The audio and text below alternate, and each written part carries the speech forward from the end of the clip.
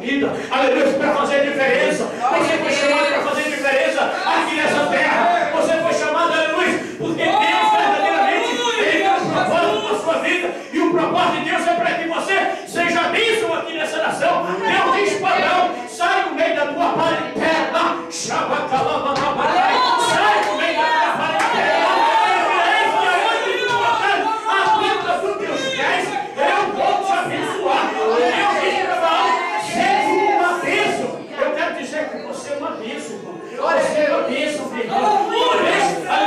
As pessoas não têm entendido o seu ministério, mas eu quero dizer que Deus, Ele te entende, te compreende.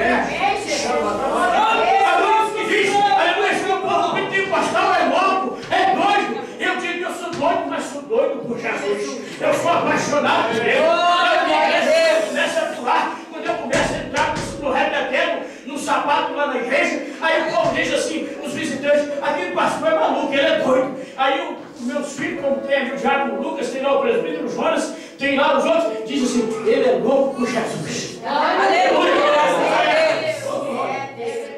Eu estive pregando na igreja, Missão Graça e Paz. Essa irmã estava cantando lá na certa feita, meu filho lembrou bem.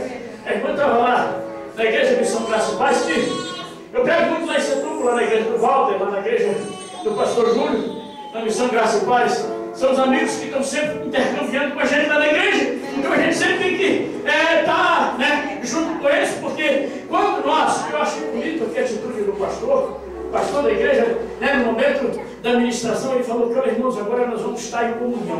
Por isso que quando nós abrimos a Bíblia no Salmo 133, diz: ó, com bom e consoado é que os irmãos vivem em união. Viver em união, irmãos, é você estar unido. Aleluia, em adoração, em louvor, em atitude, em manifestação de Deus.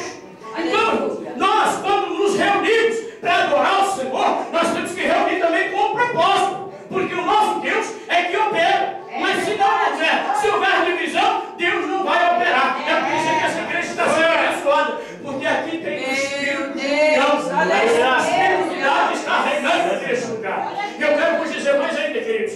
Eu já estou para terminar. O relógio está bem avançado, mas eu já estou para terminar.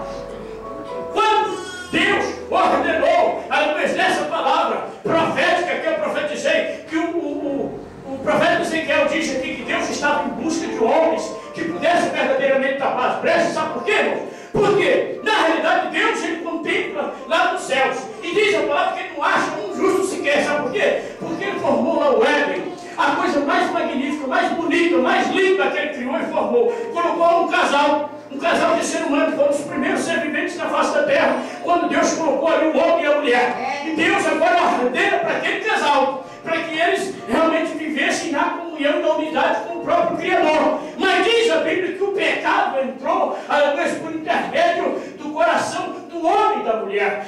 Muitos culpam o diabo, é o diabo que investiu, o diabo que, tudo bem, ele teve uma participação, mas quem pecou foi diretamente o homem e foi a mulher. E é por isso que Deus estava em busca. E agora a Bíblia, se nós pegarmos o relato bíblico, a Bíblia sai, nós vamos andando na Bíblia de fora a fora, a Bíblia começa a procurar. Deus está procurando homens após a saída do homem lá do Éden. Deus está em busca de um homem que pudesse tapar a brecha. A Bíblia diz que Deus agora olha para Noé, depois do dilúvio, Deus coloca agora Noé como um homem justo. A Bíblia diz que ele alegrava o coração de Deus. A Bíblia diz que Noé, ele começou agora, no momento que ele saiu, ele plantou, ele cultivou uma vinha. Mas diz a palavra de Deus que quando Noé, ele cultivou aquela vinha, ele fez a sua colheita, a Bíblia diz que ele se embriagou. E nele se embriagar, a Bíblia diz que ele mostrou a sua nudez para os seus filhos.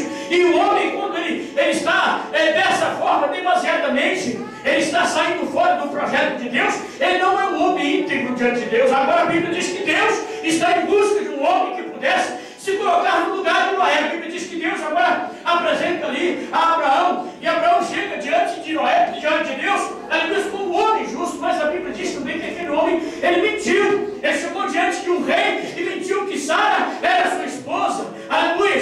Deus não gosta de usar homens e mulheres mentirosos. Eu quero dizer para você, querido, ainda que a verdade doa, você tem que prevalecer na verdade, você tem que falar a verdade, porque a verdade, ela tem que subsistir. Eu quero dizer que aonde que a mentira, enquanto ela está reinando, é só um momento enquanto a verdade não chega. E a Bíblia diz que Abraão agora, ele pega a mentira, ele diz que Sara era sua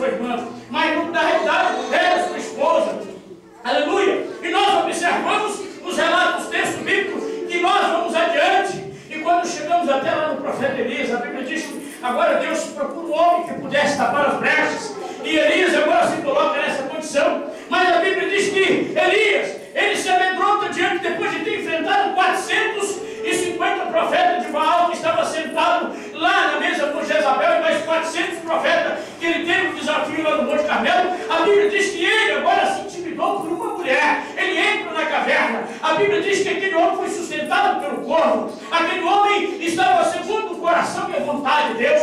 Mas a Bíblia diz que aquele homem, depois, ele estava amedrontado. Ele fugiu da sua realidade. Ele fugiu da situação, porque ele ficou amedrontado por uma mulher. Então Deus não usa medrosa de forma alguma. Agora Deus deixa para o profeta Elias. Nós vamos lá mais adiante. Eu quero adiantar, porque nós já estamos aqui para terminar essa mensagem. A Bíblia diz que Deus anda ainda com seus olhos aqui na terra à procura de um homem que pudesse colocar na brecha. Agora Deus levanta aí o profeta Jonas e diz para Jonas: Jonas, vai à cidade de Nínive, prega lá para aquele povo. Eu quero salvar aquele povo. Agora nós analisamos bem que Jonas, na realidade, ele se coloca com o espírito de covardia, de egoísmo. A Bíblia diz que ele queria somente que a nação israelita fosse salva. E Deus não gosta de usar homens egoístas e nem mulheres. E agora Deus está em busca de homens e mulheres que pudessem verdadeiramente tapar as brechas.